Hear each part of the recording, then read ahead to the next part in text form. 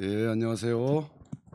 반갑습니다. 네, 배상훈 정종근의 막장 또는 난장 토론. 이게 막장 토론인지 난장 토론인지 좀 헷갈려. 네, 예, 정종근입니다. 예, 둘 중에 하나겠죠. 예, 반갑습니다. 우리 예, 작은 소나무님, 라벤더님은 서해 고속도로이신가 봐요. 예, 안녕하세요님, 삼형제맘님, 예, 그리고 별빛 달빛님, 예, 아이콜라이 73님, 라벤더 미라님, 그리고 솔숨님, 예, 김거북이와 두루미님, 예. 현이팔사님은 뭐 항상 들어오신 분이고, 내 마음의 퐁당님, 직감님, 지혜님도 자주 오시는 분이고, 음. 석희님, 예, 반갑습니다. 그 위 앞부분에 뭐 두메산골님, 뭐 캔디님 이런 음. 분들이 계시는데 저희가 쭉 그 채팅창에 올라가는 바람에 그러니까요. 인사는 못 드리네요. 그리고 예, 여기 뭐냐, 귀부인님, 예. 갑부 엄마님, 옥수진님 반갑습니다. 이게 뭐 이게 러시아 같은데? 예, 뭐 CBN 뭐 뭐 모르겠어요. 하여튼 러시아 같네. 예, 모르겠어요. 예, 하여튼 뭐 어떤 못 읽으니까 예, 기다림님, 예. 경리씨님, 뭐 예, 희정님, 지희님, 음, 스르르님 반갑습니다. 예. 예. 오전에는 비도 좀 왔는데 어쨌든 뭐 또 주말이니까 좋은 지금 계속 뭐 음, 서해로 놀러 가시는 분도 계시고, 예, 예. 예. 좋은 주말 되시기를 다 부탁 또는 뭐 하겠습니다. 알아서 도시겠죠. 뭐 김보미님도, 예, 예, 고스트캐슬님, 예. 임순영님, 크림빵님, 쌍둥이쇼님, 티나 해피님 예, 반갑습니다. 예, 반갑습니다. 오늘 토요일은 사건 사고를 중심으로 하는 막장 또는 난장 토론이 되겠습니다. 근데 먼저 우리 이야기하기 전에 지금 뭐 이제 7월부터는 방역 그 방침도 조금 이제 완화되고. 완화되는 과정이고 사람들하고 만나는 시간도 조금 더 자유로워질 수 있는 시간일 것 같아요. 사실 이게 방역 수칙 때문에 우리 또 배 선생도 좀 피해를 봤죠. 그렇죠. 예, 원래대로라면은 제가 이제 만든 예, 연구소가 우리 배 선생이 정식 연구소 이름이 프로파일러 앤 가디언스라고 하습니다. 예, 하여튼 범죄 연구소야. 하여튼 나한테는 그러니까 복잡하니까. 프로파일러 앤 가디언스라고 하는 범죄 연구소. 예, 정식으로 등록된 이름은 프로파일러 앤 가디언스입니다. 예. 근데 그거를 좀 활발하게 하려고 했는데, 올 초에 이제 만들으셨는데, 예. 예, 예. 근데 이제 뭐 모이지 말라고 하니까 음, 이 뭐 방법이 없어 갖고 음, 뭐 이제 온택트로 하려고 하다가 그건 뭐 안 된다 싶어서 좀 잠시 접어두고 있었죠. 예. 7월 달 좀 되면 저 연구소도 좀 더 활성화 시켜야 되는 거 아니에요? 그렇죠. 그래서 이제 여러 가지 뭐 방법을 구상 중이고요.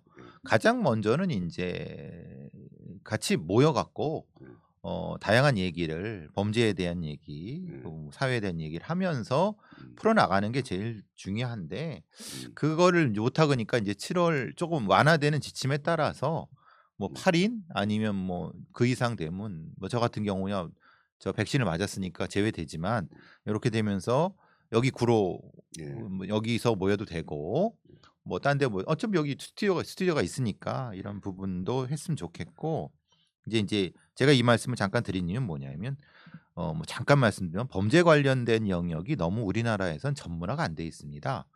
그러니까 제가 이제 연구소 같이 하는 분들은 어떤 분들이세요? 일단은 음, 30년 넘게 CSI에서 일했던 현직 경찰관, 이제 퇴직 앞두신 분입니다. 그분도 같이 하실 거고요. 이제 우리나라에서 CSI 분야에서는 최고입니다. 그건 뭐 제가 다른 말씀 안 드려도 경찰청 내부에서도 최고인 인재입니다. 근데 이분이 이제 곧 그 퇴직을 하세요. 그러니까 그래서 그 퇴직하시면 그 경험과 경륜 이게 또 아깝잖아요. 아깝죠. 예, 사회에 또 기여를 해야 되는 거고. 근데 이제 경찰청에서는 그런 아까운 인재를 활용할 방법을 못 찾고 있는 거죠. 말하자면 바보들이죠, 바보들. 원래 관료 조직이 그래요. 네. 그리고 이제 대한민국 경찰청에서 범죄 통계 관련된 최고 전문가도 있습니다. 다 최고래 다. 왜냐하면 그건 공인된 거예요. 왜냐하면 우리나라에서 범죄 통계를 제대로 다룰 수 있는 사람, 다 최고가 아닌 사람은 배상훈밖에 없네. 그렇죠. 저는 뭐 저는 하발이죠, 하발이. 그러니까 이제 왜냐하면 뭘 해도 최고가 해야지 최고의 결과를 산출할 수 있다고 생각을 합니다. 그런 분들 포함해서 또 이제 범죄 심리 관련된 연구자들, 그리고 형법 관련된 연구자들, 박사 에서 오랫동안 정부 기관에서 그 성과를 낸 분들 이런 분들이 주로 같이 하는데 왜냐하면 이제 범죄 영역이라고 하면 그냥 수사 뭐 하고 뭐 대충 뭐 심리 뭐 이런 절대 그렇지 않습니다. 프로파일러 영역도 5가지 영역이라고 제가 말씀드린 것도 있는 것처럼 범죄 분야도 대단히 세분화되어 있습니다. 그거를 그런 어떤 전문성을 키워서 그걸 가지고 일정 정도 이 사회에 써먹을 수 있게끔 직업화시키고 그리고 그걸 통해서 후학을 양성해내는 작업이 제가 할 일이라고 생각을 합니다. 제가 지금 해야 되는 일이라고 생각을 합니다. 그래서 이 연구소라든가 그리고 그 영역을 전문화시키는 일종의 포뮬러한 작업을 만드는 영역이죠. 크라임 리컨스트럭션, 크라임 어널리시스, 인터로게이션, CSI 중에서도 6가지, 5가지 영역들 뭐 이렇게 하고 범죄 통계 영역도 또 세분화된 영역 등등을 해서 범죄 분야 자체가 미국에 못지않은 아주 전문적인 영역으로 될 수 있도록 하는 것. 그러니까 시덥지 않은 검사 애들이라든가 범죄 수사관 애들 뭐 능력도 없는 인간들 그 걔네들 뭐 수사해봤자 엉망으로 그런 거 말고 실제로 보시면 아시면 제가 수요일날 말씀드렸잖아요. 수사권 조정의 한계. 수요일날 말씀드렸잖아요. 경찰들이 사건을 피해. 지들도 못하니까. 검사들도 사건 자체를 엉망으로 해. 공소유지도 안 돼.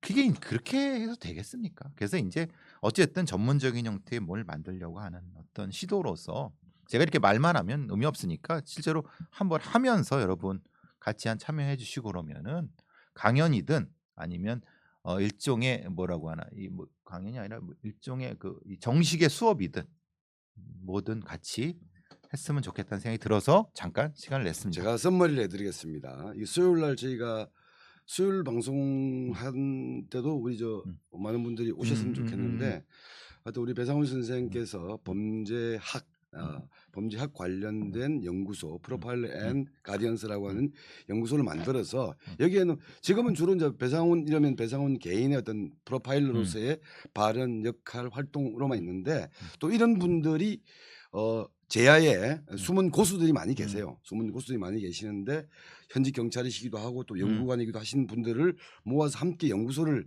만들었는데 이 코로나 때문에 실질적인 오픈을 못 하고 있었던 건데 그렇죠, 예. 이제 7월달 되면 이제 이분들과 함께 연구소로서의 활동, 그러니까 개인 배상훈이 아니라 배상훈이 포함되어 있는 한국에서 과학적인 프로파일러와 범죄 수사의 어떤 기반, 철학 이것을 만드는 연구소 활동을 좀 시작하려고 하니까 많은 관심을 좀 가져주시길 바랍니다. 예. 이경화님 아세요? 이경화님 개인적으로? 아니요. 이경화 모르는 검은별 수세미 엄마님 CSI님 모셨고 보미님 모셨고 코코방콩님 어쨌든 그렇습니다. 하여튼 그 연구소에 말단 연구원으로 저도 등록을 할까 하고 있는데 왜요? 요새 뭐 이준석 이야기 때문에 시험 봐가지고 하나? 아니에요. 왜냐하면 우리 편집장님도 이 사회를 위해서 열심히 또 헌신하고 계시고 또 이 사회의 안전이라고 하는 것이 또 우리 모두의 관심사 아니겠습니까? 편집장님도 거기에 일조해 주신다고 전 생각하고 있습니다. 뭐 엎드려 절밖에 같아. 자, 오늘 주제 얘기합시다. 오늘 주제는 한 4가지 정도 저희가 이제 생각하고 있었는데요. 뭐 길게 할 건 아닌 것 같고 한 4가지 뭐 우리 한강 변사 사건, 한강 우리 의대생 사망 사건, 손정민 씨죠? 사건 관련해서 원래는 6월 24일 날 경찰청 변사 사건 심의위원회를 열고 일정하게 종결하는 분위기였는데 그 손정민 군 아버님이 그 A 씨를 고소를 해버린 거죠. 그렇죠, 고소한 거죠. 그러면 지금 사건이 어떻게 전개되는 겁니까? 그러니까 고정리를 하는 원래는 건데 24일 날 수사 변사 사건 심의위원회 결과가 나오면 그걸 보고 코멘트를 할 그렇죠. 생각이었는데 약간 변화가 생긴 거죠. 그러니까 사건 자체는 처음에는 실종 사건이었다가 그 다음에 시신이 발견된 이유는 변사 사건으로 바뀌었습니다. 그러니까 변사 사건을 뭐 내삼이 수사를 해온 겁니다. 이것이 뭐 내사냐 수사냐 이거는 사실 하등 의미가 없습니다. 이거는 사실 그거를 뭐 어떤 사람은 이게 내사 단계인데 뭐 이렇게 호들갑 떠느냐 그런 얘기도 했고 또 뭐 어떤 사람은 또 다른 얘기도 했지만 실제로 내사 수사는 상관없습니다. 그건 경찰의 업무 중에 하나이고 어쨌든 변사 사건을 수사한 겁니다. 그 상황인데 문제는 이 과정에서 이 손정민 씨 부친께서 이 수사 결과에 대한 이의 제기 그리고 혹은 여러 가지 다른 생각들을 경찰청, 서울경찰청, 서초경찰서에 여러 가지 그 의견을 내셨습니다. 이런 쪽이 사실은 진행이 안 되는 것 같다. 물론 의견 내실 수 있는 뭐 유족 입장이니까 내실 수 있는 거고 그 과정에서 이제 여러 가지 답변을 좀 뭐라고 하나 이걸 뭐 부실하게 받았다고 해야 되나요? 아니면 좀 이제 이 좀 본인 뭐 판단에서는 피해자 유족 쪽 입장에서는 입장에서는 양이 안 차는 거죠. 양이 안 차는 입장에서 예. 그런데 그것을 일정 정도 뭐 무시했다기면 좀 그런데 그 과정에서 이제 경찰청에서는 정확히 보면 서초경찰서나 서울경찰서에서는 변사사건 심의위원회를 열어서 일정 정도 종결하려고 그러니까 그 종결이라고 하는 것은 의도가 있는 것은 아니라 그러니까 사건의 결론이 안 나게 되면은 경찰의 입장에서도 무엇인가 결정을 해야 됩니다. 예, 말하자면 네 가지 죽음 중에 어떤 거든 선택을 해야 되거든요. 근데 본인들이 수사한 바에 따라서 결론이 안 나요. 그러면 자체적으로 결론을 내기가 상당히 부담되니까 변사사건 심의위원회 그 이 수사 규칙에 따라서 외부위원 포함 물론 이제 내부 위원들이 더 많지만 원래대로라면은 이제 담당 형사과장, 과장이 위원장이고 내부적인 팀장, 계획팀장 정도가 한 3-4명이 위원이고 외부 위원은 이제 관련된 뭐 법의학자라든가 이런 사람 한두 명을 해갖고 보통 그렇게 했다고 합니다. 저는 본 적이 없는데 여태까지 한 3번 그렇게 했다고 합니다. 근데 저는 본 적이 없었는데 어쨌든 뭐 결과 그렇다니까.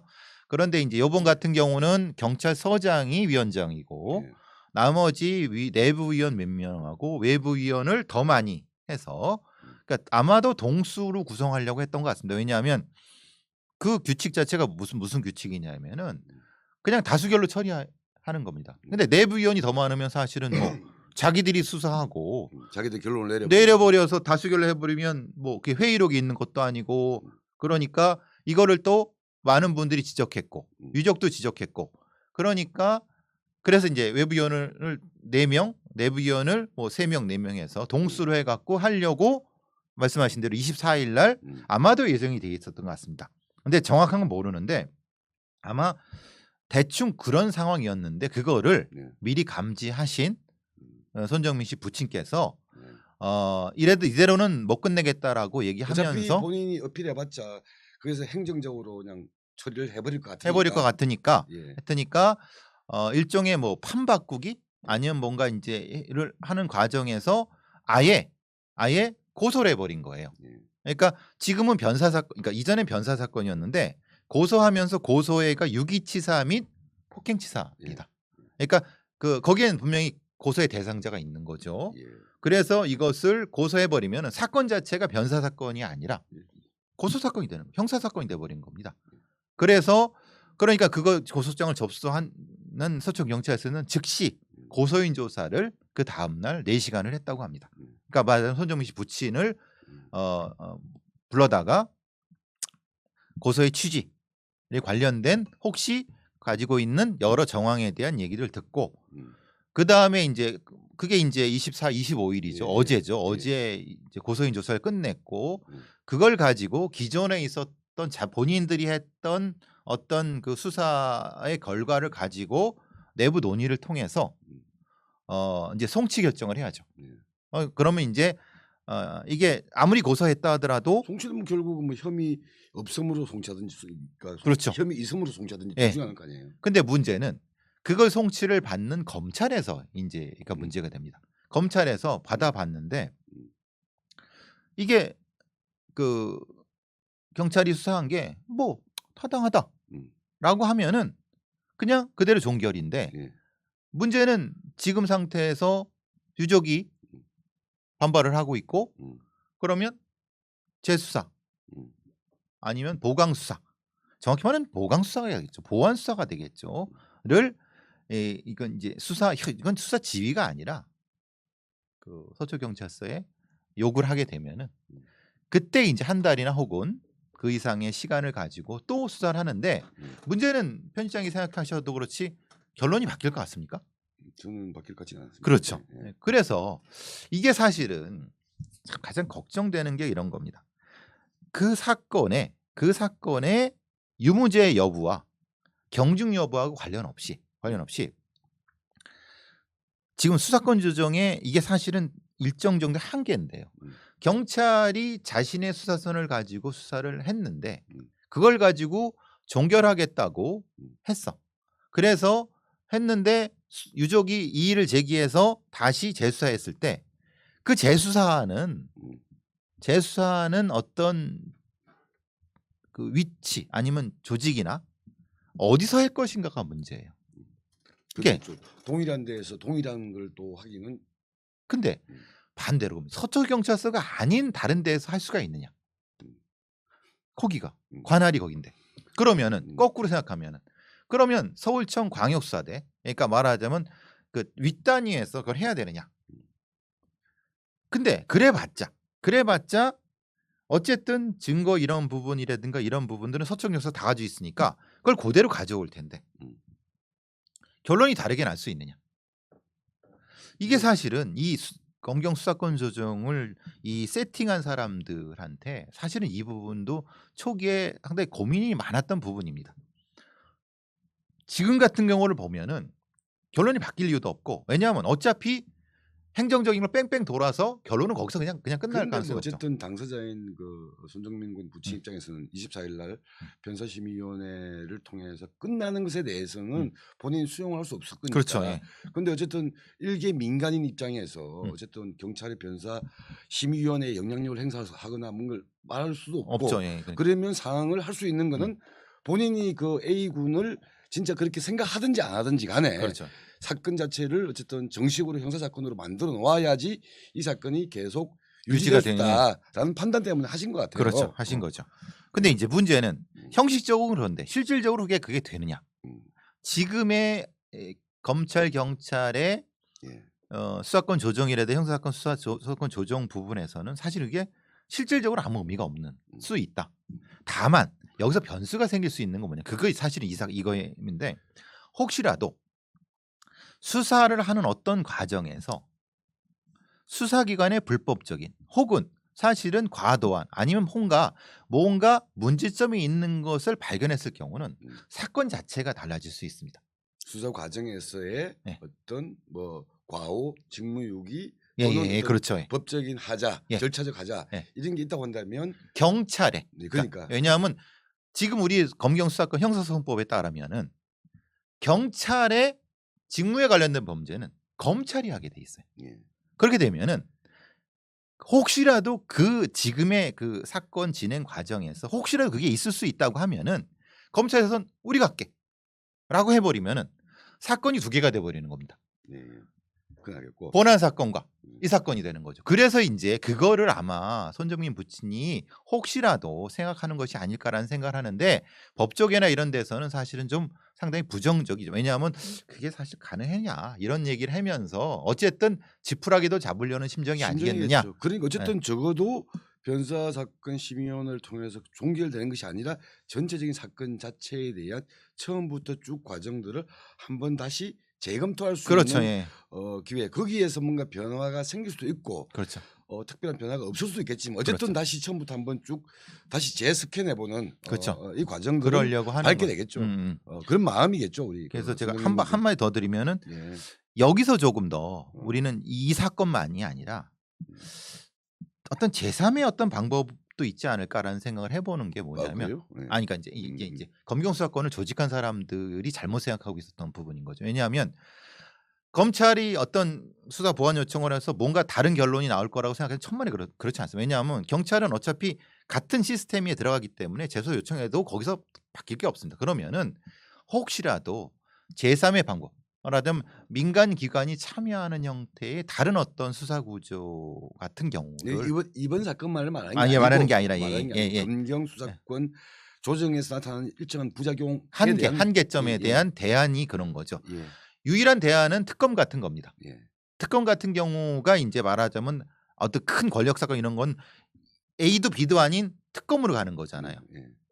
상시적인 특검 아니라 상시적인 제3의 어떤 것이 참여하는 수사 구조가 지금 있어야 되지 않겠는가라는 고민도 해보게 됩니다. 예. 왜냐하면 혹시 오해할 수 있는데 이거는 뭐 그냥 우리 손정민 군 사건을 얘기하는 게 그건 아니고 아닙니다. 예. 그건 어쨌든 뭐 검찰 경찰의 수사권이라고 하는 게 수사 종결권이 경찰한테 가 있는 과정에서 그렇죠. 나타나는 여러 가지 조금 약간의 이 불협화음, 한계점 한계, 예. 이런 문제 또는 검찰이 예.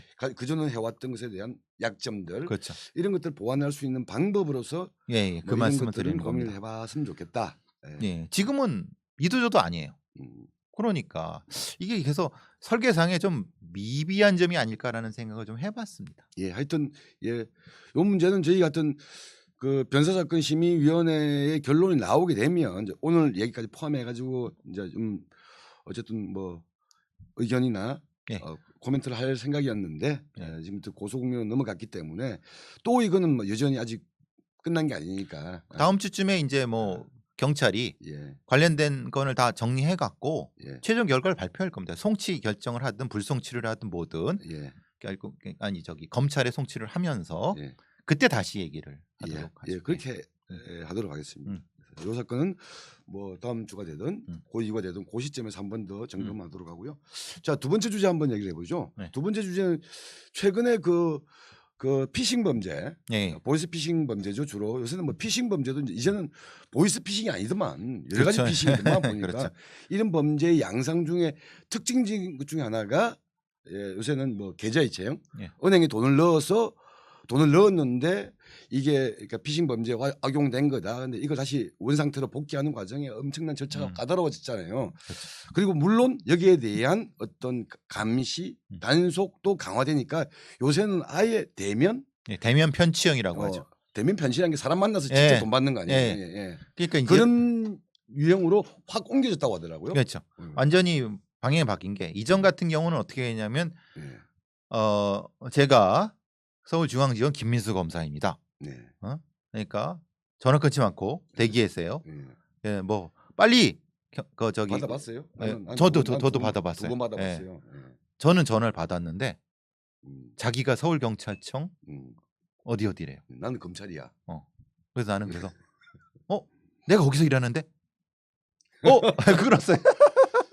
그랬던 적이 있어요. 그러니까 이제 이런 형태가 보통 계좌 이체형입니다. 예전 같은 경우는 보이스피싱의 80% 이상을 차지했었습니다. 근데 많은 문제점이 생기면서 어떻게 변했냐면은 지연 인출 혹은 1,000만 원 이상이 현금으로 나가게 되면 바로 그 프론트, 그러니까 말하자면 텔러들이 그 뭐 은행의 텔러들이 바로 관할 지구대에 통보하게 돼 있습니다. 그래서 그리고 물어봅니다. 왜 이렇게 많은 걸 하세요? 잠깐 기다리세요. 그래서 지구대에 오고 막 그럽니다. 그러니까 만약에 그렇게 되면은 계좌 저 말하자면 여러 가지 면에서 스크린하는 절차가 몇 가지를 두는 거 아니에요? 두는 거죠. 그러니까 계좌 이체형이나 이런 거는 실제로는 성공률이 떨어지니까 얘들이 알바들을 고용해서 그러니까 말하자면 특히 이제 취업이 힘드신 20, 30대 분들을 고액 알바, 그러니까 시간당 30만 원 막 그렇습니다. 고용을 해갖고 전화로만 고용해서 어디 가서 돈을 받아오세요라고 합니다. 그리고 대신 당신의 신분은 뭐 누구누구를 이렇게 얘기를 하는 경우도 있습니다. 내가 누구한테 부탁을 받았다. 아니면 금감원 누구다. 그래서 그러면 어떤 좀 이제 보이스피싱 피해자이신 할아버지 할머니 아니면 어떤 분이 가방에다가 현금을 따발로 해갖고 보면서 이렇게 주고 길거리에서 그걸 받아오는 일종의 직접 대면 편취형. 이게 참 계좌로 들어가게 되면 이게 무슨 그 범죄에 악용되어서 당한 거다라는 게 검증이 되면 돈 스톱 되잖아요. 그렇죠, 스톱이 되는 거죠. 스톱 되는 건데 계좌 동결이 돈이 되는 갔어 일로. 이런 과정에서의 어떤 그 뭐 강제력이라든 이게 없어버리면 그렇죠. 이게 애매해지는 거 아니에요? 그렇죠. 애매하게 되는. 그리고 여기에 고용된 알바는 이게 보이스피싱인지 아는 경우도 있지만 모르는 경우는 없겠죠. 알지만 이렇게 받아오면은 1시간에 30만 원은 그 이상을 준다고 하니까 받아서 어디에 사물함 같은 데 넣어둡니다. 그러면은 그 주범이 주범도 안 가요. 또 중간 수거 책에 또 수거를 합니다. 2중 3중으로 해갖고 경찰이 얘 알바를 잡든 순간 수거 책을 잡든 실제로 그러니까 주범들은 못 잡아요. 이렇게 이제 일종의 하청에 재하청을 주는 구조.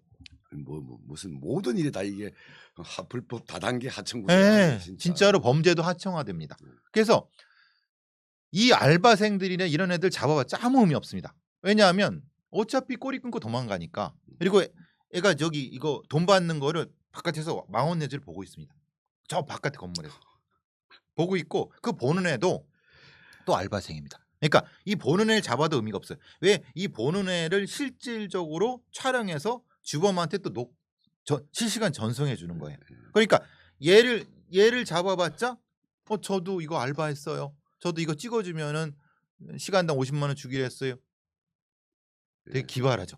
우리 지금 시작하자님이 얘기하듯이 범죄의 진행이 날로 발전하는데 가장 첨단이 지금 피싱 범죄라고 합니다. 그렇죠. 예. 왜냐하면 피싱 범죄는 기본적으로 사람을 전화나 무슨 이 메시지를 통해 속이는 거기 때문에. 그렇죠. 그래서 이 친구들 이 범죄 조직에 예를 들면 약간 뭐라고 하죠, 이 머리 역할을 하는 두뇌 역할을 하는 자들은 심리학 관련된 논문들, 그렇죠. 첨단 논문들 다 읽으면서 어떻게 접근할 것인지 사람의 심리를 이렇게까지 얘기한다고 하더라고요. 그러니까. 얼마 전에 한 작년인가에 한번 뉴스에도 나온 적이 있어요. 무슨 일이 있었냐면 이 친구가 중국에서 예를 들면 공부하러 갔다가 거기서 어쨌든 자기도 밥벌이 생활비가 필요하니까 알바를 했는데 그 알바가 뭐냐면 피싱 범죄에 전화 알바했다는 거예요. 그렇죠. 거기서 피싱 범죄의 일원으로서 중국에서 전화 거는 알바를 한 거야. 그렇죠. 근데 이게 중요한 게 아니라 이 친구가 한국에 와서 이 친구는 피싱 범죄의 실제 가담을 해봤던 친구잖아요. 그렇죠. 이 친구도 당했다는 거 아니야. 그렇죠. 자기도 당한 거야.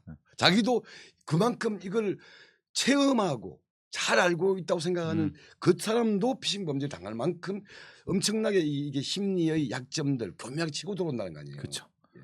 그러니까 이제 실제로 결국은 윗선까지를 한 서너 단계로 올라가 잡아보면은 한번 잡았던 그 경우는 삼성의 유명한 그 기업 IT 기업의 부장까지 지낸 사람이었습니다.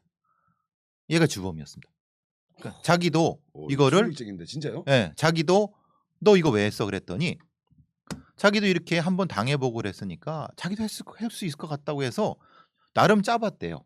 알바를 고용해 갖고 그걸 이렇게 보이스피싱 기계를 사서 자기가 프로그램 만들어 갖고 했더니 된다는 거예요. 이게 흔히 말하는 사기범이 평범한 이제 명예퇴직한 직장인이 한국에 내놓으라는 1급 대기업의 간부가 그 수괴가 된 거죠. 밤에는 이 짓을 하고. 그렇죠. 명예퇴직한 후에 이게 수괴가 된 거죠. 이런 식인 거예요. 그러니까 범죄자라고 해서 아주 특별한 애가 있는 게 아니라 이렇게 인상착의가 생긴 사람들만 범죄 유형이 아니라는 거죠. 그렇죠. 저는 범죄자 축이돼도 못 끼죠. 그러니까 이제 그런 알바 유형. 그러니까 별놈의 이 유형이 많은 거죠. 이걸 참 어떻게 해야 됩니까? 이런 피싱 범죄의 갈수록 진흥화되고 갈수록 이렇게 다단계화돼 버리면서 실질적인 몸통을 잡기가 힘들어지는 이런 구조를 어떻게 수사기관, 검찰이나 경찰에서 좀 제대로 하면서 발버둥할 수 있습니까? 아니면 최소한 그 비율이나 이 범죄 발생의 빈도수를 줄일 수 있는 것인지 어디가 신고입니까? 첫 번째 대응에서 실패한 것은 초기에 이런 보이스피싱이 바로 하기 시작했을 때 검은머리 외국인이라고 하는 그 수괴들을 못 잡아내서 그것이 암세포처럼 1단계 진화, 폭발적 진화를 못 막은 것이 경찰의 책임이 분명히 있습니다. 그거는 이제 옛날 일이라고 하면 그 다음부터는 이제 방법이죠. 방법은 뭐냐면은 이 핸드폰에서 그 외국에서 번호는 국제 전화 번호 앞자리를 010이라든가 국내 지역 번호로 변환시켜주는 기계가 있습니다. 그 변환시켜주는 기계를 차단했어야 되는데 그걸 못 차단했던 그 실체 070 아니에요? 070? 네, 그런 것들을 차단을 했어야 되는데 그거를 소프트웨어적으로 하지 못했던 부분도 있었어요. 그게 두 번째 폭발의 지점이고 세 번째 이제 범죄 수익 환수에 대한 법률 자체가 미비했습니다. 지금은 좀 했지만 지금은 좀 그랬지만 지금도 부족하는 게 실제로 범죄 수익 환수에 대한 법률이 어느 정도까지 완비가 돼 있다면 보이스피싱 이렇게까지가 되지 그래요? 않. 예. 왜냐하면 지금 이제 이 보이스피싱이 계좌 이체형일 경우에 음. 일반 금융기관이 이 피해자에 대해서 이런 어떤 부분을 보상이라든가 이런 부분들 전혀 안 해줬습니다. 왜냐 개인의 책임이라고. 이거 개인과 개인의 거래. 예. 우리는 그냥 중간 플랫폼일 뿐이고 예. 어떤 무슨 가치 판단이나 누구 편을 들 생각이 없다. 근데 우리한테 책임을 묻지 마라 이거 아니에요? 묻지 말아요. 썼는데 그게 하도 비난이 많으니까 예. 어떻게 됐냐면 지연인출제도부터 그때부터 생긴 거예요. 그러니까 너무 늦었어요. 그러니까 우리의 은행 금융권이라든가 제2금융권 이런 애들이 너무 생각이 아니했던 거예요. 그거를 아니하게 했던 것이 정치권이라든가 수사기관 자체가 그거를 너무 또 아니하게 했기 때문에 그런 몇 가지 지점들이 있었고 지금 같은 경우는 이제 흔히 말하는 대면 편취형 같은 경우는 우리 인터넷상에 돌아다니고 있는 이들 알바의 그 어떤 문구라든가 이런 거 특히 이제 유명한 저 알바 사이트 있지 않습니까? 예. 알바 구한다고. 예. 거기서 그런 걸 걸러내질 않아요. 예. 그것도 역시 스스로 모니터링을 해야 되는데 그런 것들이 하나 둘씩 안 되는 이때 결과적으로 지금 나가는 겁니다. 원래 이게 뭐 예전에는 뭐냐 포털 같은 네. 경우도 그냥 댓글이나 오만 걸 할 때 우리는 그런 거 없다. 올리는 놈들 마음이다.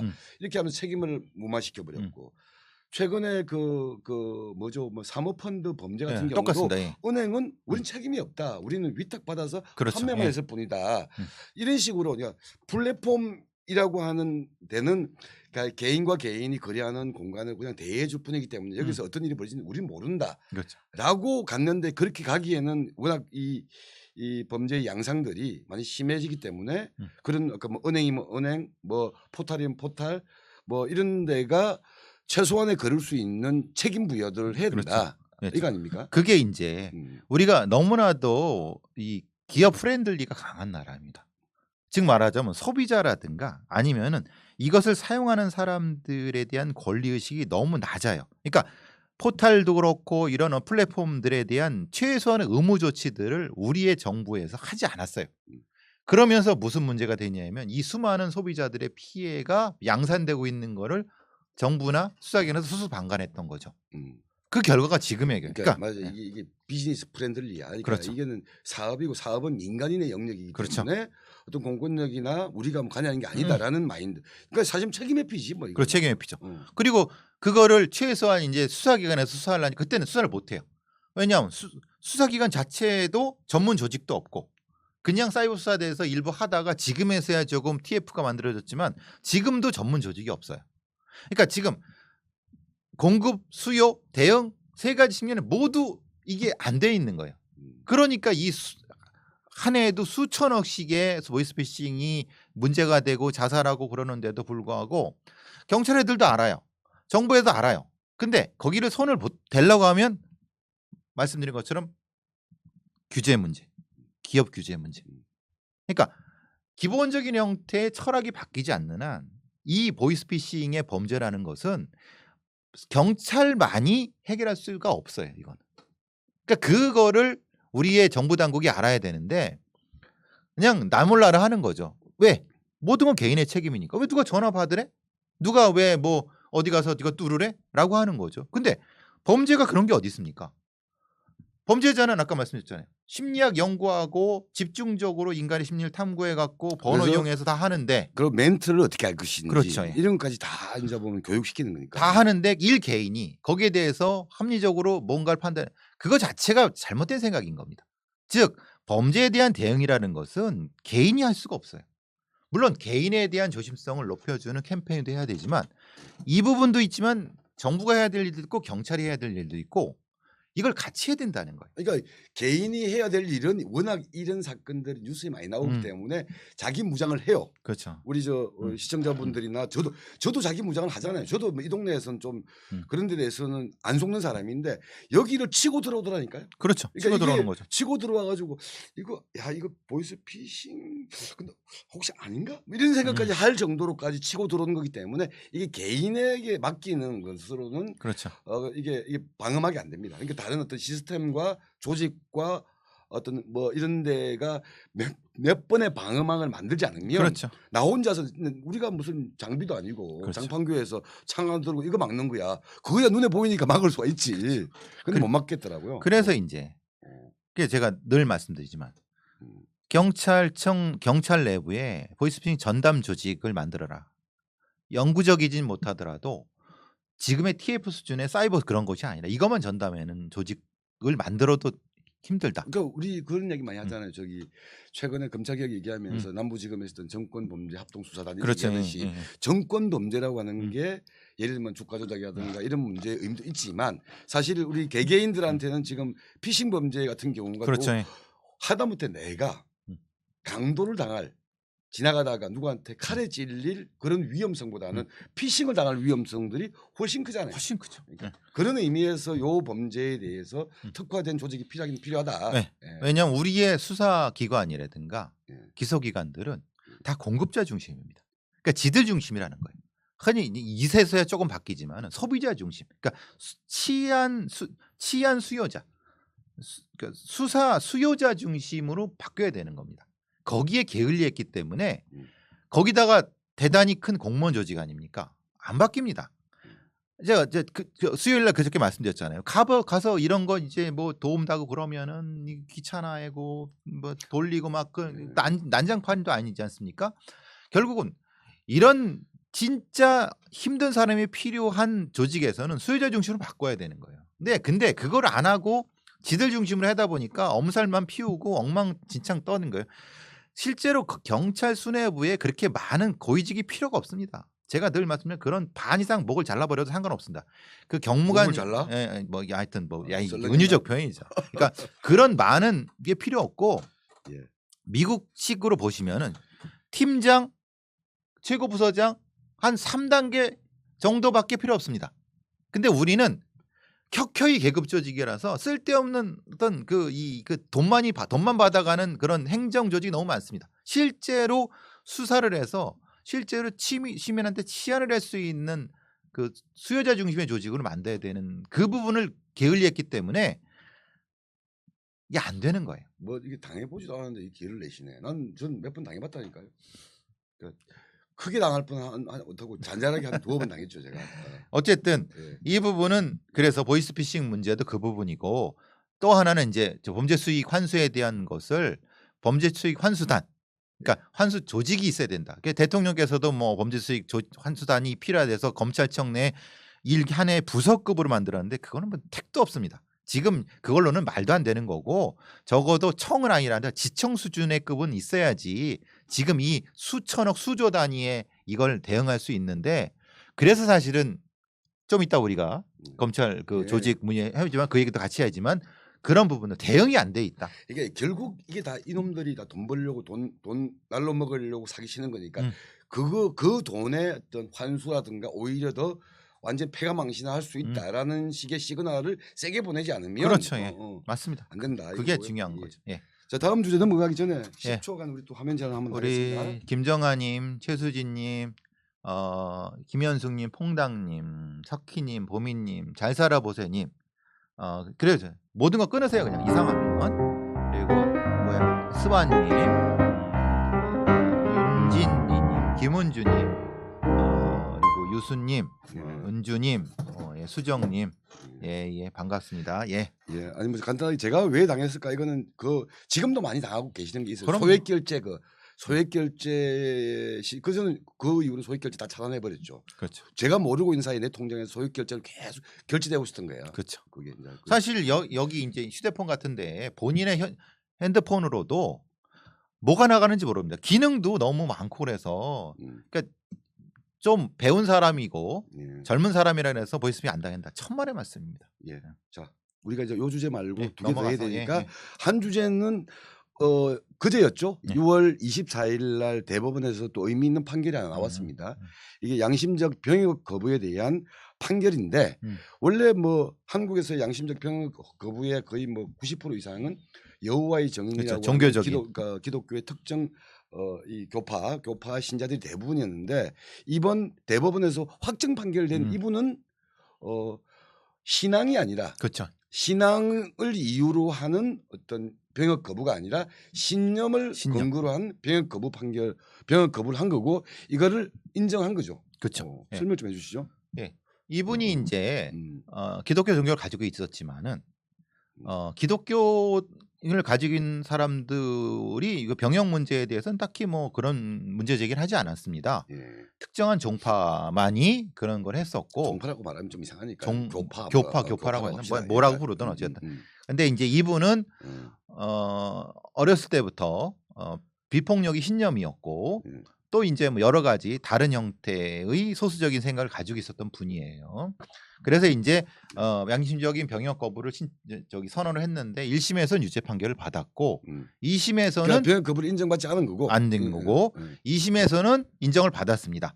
요번 받은 건 3심 최종심에 판례가 나온 거고 그 와중에 이제 아시다시피 헌법재판소에서 어떤 여러 가지 대체 복무제에 대한 얘기도 나오고 또 법도 통과되면서 이런 것들이 이제 바뀌게 된 계기고, 근데 그때는 대부분의 것은 종교, 그러니까 특정 종교라든가 이거 나는 이 신자기 때문에 이런 종교의 신자기 때문에 못 간다라고 해서 그분들의 대부분 800명인가요? 몇 천 명 정도는 그냥 다 인정을 받았는데, 지금 이분은 종교의 문제가 아니라 나는 신념이 비폭력이다, 평화주의다, 그렇기 때문에 나는 총을 못 잡는다라는 것을 가지고 주장을 했고 그것이 인정받았다는 의미가 있는 겁니다.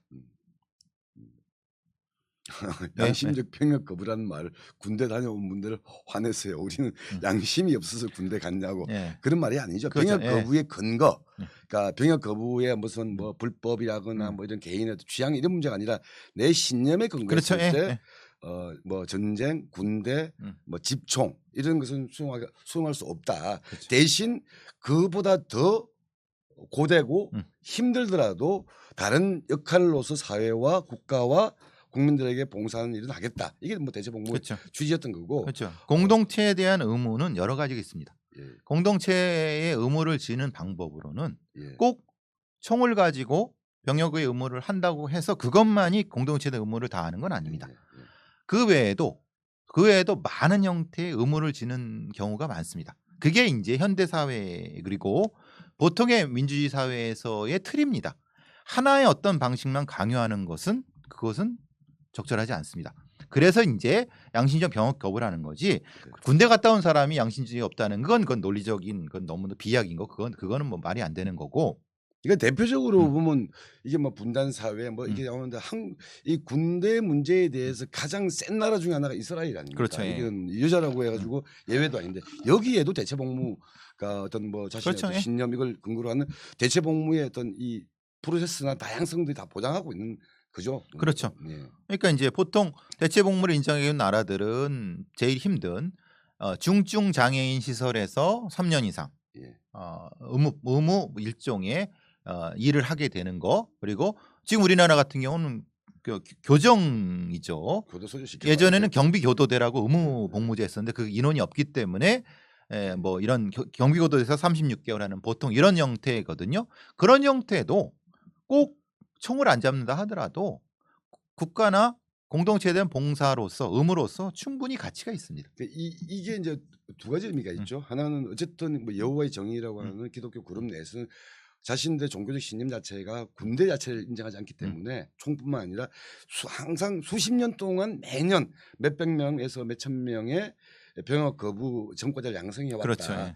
그래서 이제 적어도 이런 신앙을 가진 사람들은 이 군대가 아닌 다른 방식으로 하겠다라는 것을 인정이 됐는데 이제는 여호와의 정의라고 하는 특정한 종교가 아닌 이 사람은 진짜 전쟁을 반대하고 폭력을 반대하는 신념을 가지고 그렇게 살아온 사람이다라는 것을 인정. 쉽게 말하면 뭐 구라치거나 군대 가기 싫어가지고 그냥 내 군대 가기 싫어가지고 저는 비폭력 뭐 반전주의자입니다. 이런 짝퉁은 아니라는 거 아니에요. 짝퉁을 걸러내야 되니까. 왜냐하면은 이 사람이 이 자신의 비폭력이라고 하는 것을 증명하기 위해서 그동안 대학원 그 이전부터 10년 넘게 본인이 살아왔던 걸 다 법정에서 증명을 했어요.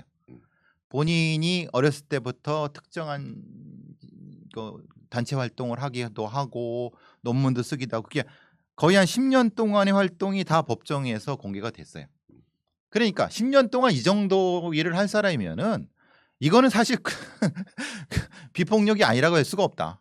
그러니까 단순히 요 며칠 사이에 한 뭐 1년 사이에 이 자기가 군대 가기 싫어서 뭐 특정한 행위나 이런 거하고 관련이 없습니다.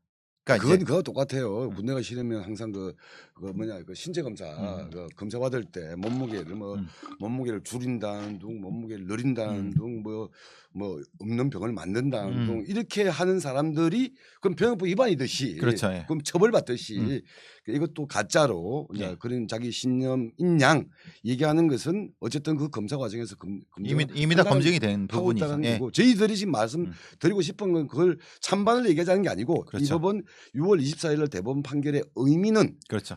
신앙이라고 하는 것을 근거로 하는 어떤 병역 거부와 대체 복무를 인증해 왔던 게 거의 대부분이었고 그 전에는 이번 그 헌법에서 그것을 이제 인정하기 전까지는 다 이 사람들이 감옥을 갔는데 그렇죠. 헌법을 인정하고 난 이후에는 이 사람들에게 그런 어떤 대체 복무의 길을 열어줬는데 이번 6월 24일 판결은 신앙이 아니라 신념이죠. 반전 비폭력이라고 하는 신념을 인정받은 첫 사례다. 그렇죠. 예. 이제 우리가 이제 군대나 아니면 어떤 전쟁의 양상에 대해서 사실은 좀 다르게 생각하시는 건 모두 다 이 빡세게 이 뭐라고 하죠? 같이 합숙하면서 군대 생활을 해야 된다고 생각하시지만 실제 현대전의 전쟁은 무인기를 통한 장거리 폭격이라든가 아니면은 미사일 전쟁이라든가 전자전 같은 형태의 성격이 더 강합니다. 그러니까 말하자면은 그런 생각을 이제 우리 이 분들이 군대 갔다 오신 분들이 손해 봤다는 생각을 많이 하시는 분도 있어요. 근데 비폭력으로 양심적 병역 거부를 한 분들은 본인들이 이 군대에서 고생하셨던 것보다 훨씬 더 뭐 2배는 아니라 하더라도 1년 이상 사실 교도소 경비교도소에서 굉장히 힘듭니다. 그리고 중증 장애인 사회복지시설은 저도 사회복지사를 해봤고 저 장애인 시설에 있었지만 진짜 위험하고 힘듭니다. 그런 걸 한다는 거예요. 그러니까 누구는 고생하고 누구는 고생하게 빠져나간다 그렇게 생각하실 일은 아니고 이것은 민주주의 국가에서 가질 수 있는 소수의 양심의 자유에 대한 부분을 인정하자는 거예요. 근데 대부분의 경우는 군대 갔다 오고 또 자신에 대한 그 공동체의 의무를 다 합니다. 그러니까 그 중에서 아주 예외적인 부분에 대한 것을 민주주의 국가에서 허용하는 부분이기 때문에 그걸 특별하게 생각하실 필요는 없습니다. 저는 군대를 3번이나 갔다 온 사람입니다. 자랑입니다. 한 번 갔다가 빠꾸 나오고 다시 갔다가 다시 변경대 가고 그걸 갔다 왔는데 아니 근데 이거는 재밌는 영화가 하나 있죠. 핵소고지라고 하는 영화인데 그렇죠. 이거는 실화를 다룬 영화입니다. 2차 세계대전에 참전한 미국 병사인데 이 친구는 제7 안식일 예수재림교회 신자고 이 종교 이 재림교회의 특징 중 하나가 집총을 거부합니다. 군대 자체를 거부하지 않는데 그렇죠. 군대는 가는데 총을 안 잡는 거예요. 전투병까지 하지 않는 거예요. 그래서 여기 주인공은 위생병으로 의무병으로 가서 의무병으로 2차 세계대전 참전하는데 이 의무병으로 이 사람이 목숨을 구한 사람이 100여 명이 넘는 거예요. 그렇죠. 그래서 참 총을 안 들었는데 이 사람은 미국의 무공훈장도 받는 그렇죠. 거야. 유일하죠. 예. 그러니까 미국의 무공훈장을 받는 사람이 얼마 안 됩니다. 실제로는. 근데 예. 총을 안 쐈으면서 무공훈장을 받은 거죠. 예. 그런 케이스가 있듯이 그렇죠. 예. 하여튼 그래서 이번 판결은 그런 의미에서 약간 무슨 사회적으로 우리에게 생각할 거리들을 던진다라는 의미에서 찬반을 떠나서 6월 24일 날에 신념에 근거한 신앙이 아니라 종교적 신앙이 아니라 그렇죠. 신념에 근거한 병역 거부와 대체 복무를 허용한 판결로서 의미 있게 한번 봐야 될 것 같다. 그래서 하나 더 나가면 그거죠.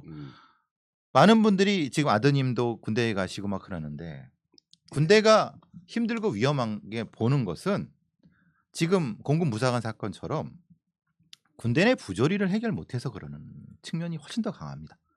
즉 말하자면 군대 내부의 여러 가지 이 현대적인 시설, 조직 그리고 사법권 문제들을 통해 제대로 된 방위비를 제대로 사병들이 쓴다고 하면은 보다 더 안전하고 보다 더 쾌적한 형태의 병역 의무를 할 수 있는 거예요. 그러니까 이건 또 구분을 해야 되는 겁니다.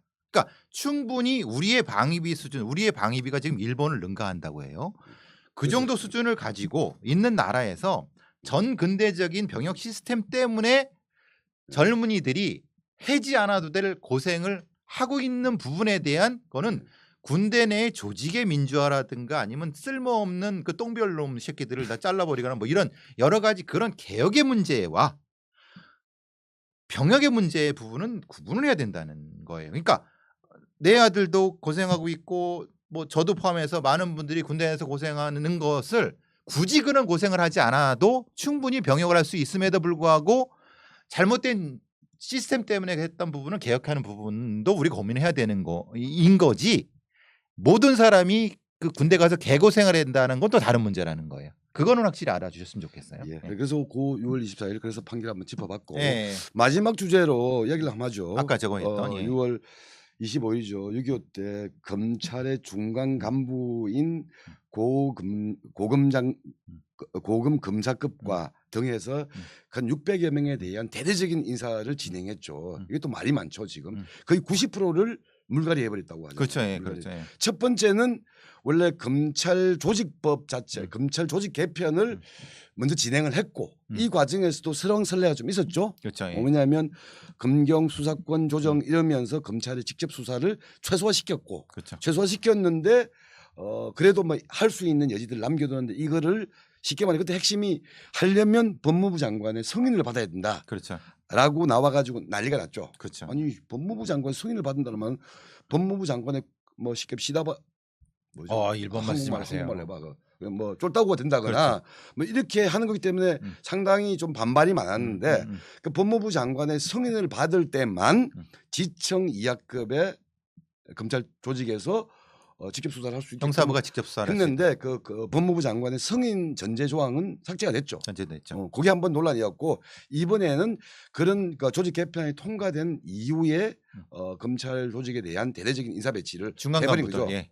600명 한 700명 정도. 예. 그러니까 최고위직은 이미 했고요. 지금 이제 평검사가 아닌 중간 부장급 간부들에 대한 700명, 650몇 명에 대한 인고를 한 거죠. 방구석 시아의 스님 제 발음 가지고 시비를 어디죠? 어디? 내가 검찰이 잘 안 되잖아요. 제가 이 발음이 어와 어가 잘 구분이 안 되잖아요. 그냥 얘기하세요. 네, 어쨌든 네. 예. 네, 어쨌든 그래서 이번엔 중간 간부에 대한 인사를 한 거고 했는데 말이 많죠. 또. 네, 왜냐하면 전체적으로 이제 일종의 수평 이동을 많이 시켰다. 예를 들면은 어디 형사 몇 부장을 저쪽 형사 2부장으로 돌렸다라고 하는 그런 얘기들이죠. 그러니까 근데 그 얘기가 되면서 이거죠.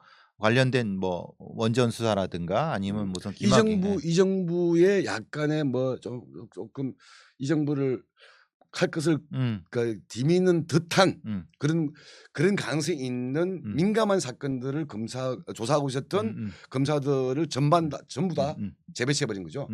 그러니까 그런 면에서 굳이 그럴 필요가 있었느냐 오해를 받을 수도 있는데 근데 이제 막 나가는 것 같은데 우리 박범계 장관이 그러니까 임기도 얼마 안 남았는데 하면서 그러니까 그런 얘기를 하는 부분은 있는 거죠. 그러니까 정권에 위협이 되는 그 수사팀을 이제 좀 그만하면은 눈치가 보이니까 아예 싹 다 뺑뺑이 돌린 거 아니냐 이런 얘기가 나오는 게 그거다. 그러니까 이번 인사 특징은 딱 두 가지잖아요. 아까 민감한 정권 입장에서 볼 때 민감한 수사를 하고 있었던 그 담당 검사들을 전반 휙 저어서 다 단데 뿔뿔이 흩어버린다. 두 번째는 어쨌든 뭐 장관의 친화적인 인사들을 대거 핵심 라인으로 재포진시킨다. 그래서 전열 정비한다. 이거 두 가지 아닌가요? 그렇죠.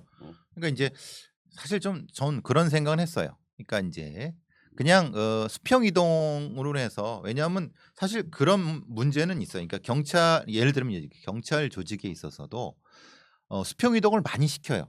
그건 왜냐하면 그 지방에서의 토호들과의 유착 같은 경우 이런 부분이 조금 걱정이 돼서 그렇지 뭐 시골 가면 그 동네 경찰서장, 예. 그 동네 검사에 방귀 뀌는 사람 이러면 그렇죠. 그 동네의 유력자가 되는 거니까. 유력자가 되니까 그래서 경찰서장들은 어쨌든 뺑뺑이를 많이 돌려요. 그러니까 만약에 그것만 했다고 하면은 그래도 좀 비난이 좀 덜한데 지금 같은 경우는 그거 플러스 아까 말씀드린 것처럼 이문정이라든가 박은정이라든가 예를 들면 두원정 씨네. 예, 그러니까 몇몇 그런 그러니까 추미애 그리고 그 이전에 있었던 법무부 장관의 박은정 검사는 당시 법무부 감찰 담당관이었죠. 감찰관이었죠. 담당관이고 쉽게 말하면 윤석열 징계를 하는 과정을 그런 예. 실무적으로 뒷받침했던 그렇죠. 사람이죠. 예. 그래서 이제 그러니까 좀 친화적인 사람들을 상당히 요직에 배치를 했다. 박은정 법무부 감찰 담당관은 성남지청장으로 성남지청입니다. 영전했죠. 예. 이제 왜 그러냐면 우리가 이제 지청이라고 해서 좀 뭐라고 하나 좀 이제 별거 아닌 거로 볼 수 있지만은 실제로 지방에 있는 저기 통영지청이라든가 아니면 이런 데는 사실 그냥 한직인데 수도권에 있는 지청들은 굉장히 중요합니다. 왜냐하면 성남지청 같은 경우는 성남 자체가 인구가 100만이 넘는 분당 관할이죠. 그러니까요. 분당 관할이면 분당에 얼마나 기업들이 많습니까? 그리고 거기에 네이버, 카카오 다 그렇죠. 있는데 판교를 끼고 있고. 그러니까 대단히 중요한 데입니다. 그러니까 이 지청이라 하더라도 지검까지는 아니라도 상당히 그 힘이 있는 지청들이 있을 수 있습니다. 그게 성남지청 같은 거, 고양지청이나 지금은 고양이 바뀌었지만 고양지청이나 성남지청은 수도권을 수원. 예, 수원지청 같은 경우는 지금은 좀 바뀌었어요. 수원지검으로 바뀌었는데 그렇구나. 있기 때문에 거기를 둔다는 것 자체는 이게 진짜 엄청나게 시퍼렇게 잘 되는 칼입니다. 언제든지 그 칼을 우리 박범계 장관이 친한 사람을 배치하는 그렇죠. 거 아니에요? 직접 통제하려고 했었다는 거. 왜냐하면 그런 부분이 있기 때문에 사람들이 많이 이건 좀 아니지 않느냐. 까마귀 날짜 배 떨어지는 거 아니에요? 예, 그런 형태 아니냐. 그러니까 오해를 하지 말라고 하지 말고 오해를 할 거리를 안 만들어야 되는데 오해를 하게끔 만들어 놓은 게 하나는 경찰에 민감한 수사하던 검사들을 다 흩어. 그리고 약간 그 박은정 검사 같은 어쨌든 남이 보다 이 검사 박 검사가 나쁜 사람이라는 게 아니라 그렇죠. 박 검사가 어쨌든 정권의 입장에서 충실하게 뭔가 일을 했던 그런 사람으로 사람들한테 인지되어 있는 사람을 성남지청장이라고 하는 아까 말한 잘 드는 칼자루 지위를 줘버리니까 오해를 안 할 수가 있나. 그래놓고 오해하지 말해. 웃기잖아. 그래서 참 그게 좀 부담이 되는 건 그런 거죠. 그러니까 이제 물론 그래서 저는 그럼 이렇게 해야 되는 거죠. 그럼 신상필벌 정확히 검사들 평가를 하자. 오히려 그렇게 이런 쓸데없는 오해를 삼지 않으려고 하면은 애초에 뭐 공개를까지는 아니라 하더라도 그러니까 정확한 형태의 이 검사 능력 평가라든가 이런 걸 그러니까 이준석 대표처럼 시험 보는 게 아니라 그러니까 정확한 능력 평가를 할 수 있는 기준을 마련하자고 아마 제가 알기로는 조국 전 장관도 그런 얘기를 했을 겁니다. 근데 하나도 안 됐잖아요. 오히려 이게 진짜 이 사람이 진짜 능력이 있는 건지 없는 건지도 모르는 상태에서 그냥 요직에 가면은 누가 말해도 욕을 먹는 거죠. 그러면은 사실 이제 경찰 얘기를 다시 하면은 경찰에서도 그래. 사실 저 새끼는 저거 진짜 무능력한 놈인데 어떻게 저 자리에 갔지? 아니 나보고는 뭐 시다 뭐 뭐라고 하든 뭐. 여튼 저 사람, 그렇지, 저분. 그러지 마. 예를 들면 이런 거죠. 그러니까 그러면은 그게 오해가 안 받으려고 하면은 정확한 그 인사 자료를 적어도 공개를 하거나 아니면 외부 인사위원들한테 뭔가 교차 검증을 받던가 이런 제도적인 전환이 있지 않고는 이 논란은 정권을 바꾸든 뭐하든 계속 반복된다. 지금 이거는 정권 1년도 안 남았는데 지금 몇 년 남았어요? 3월이면 5월이면 뭐 8개월 이거밖에 안 남았는데 이렇게 90%를 그러니까 싹 돌려버리면은 이게 뭘까 이런 느낌이 든다는 거죠, 사실은. 그러면 지금 검찰이 이렇게 했잖아요. 다음 달에 경찰도 해요. 경찰 똑같이 그렇겠죠. 그렇죠. 다음 달에 7월에 경찰에 뭐 찍힌 사람은 별로 없겠지 그래도 대신 찍힌 사람은 없을지 몰라도 이 사람은 우리와 코드가 맞다. 그렇죠. 이런 사람들은 리스트가 있겠지. 그래서 지금 서울경찰청장이 하마평이 많이 오르고 있어요. 서울경찰청장이 다음 경찰청장으로 갈 수 있는 가장 코스기 때문에 그러니까 이런 진짜 국민을 위해 수사 일을 해야 될 사람이 누구 눈치를 보게 되는 상황이 된다는 거예요. 이게 정상적이지 않다는 거죠. 이거는 제가 볼 때는 불치병은 아닌데 난치병이죠. 참 치료하기가 힘든 병이야. 그죠?